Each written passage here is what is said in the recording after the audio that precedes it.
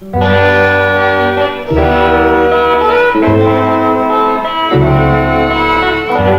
បាននំបងបណ្ដួលចិនអើ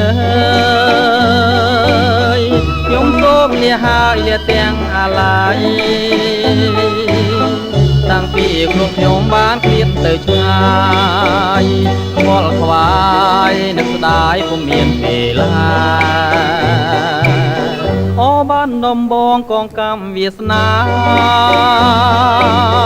ដែលខ្ញុំប្រាថ្នាគ្មានពេលទំនេរបើសិនជាគូខ្ញុំពីបពេសូមឲ្យមានស្នេហ៍នឹកឃើញគ្រាដើមកូនឡងយូរឆ្នាំចាំទេស្ងួនមានតែរូបអូនដែលជាដង្ហើមចំពោះនួនអងចិនមកសង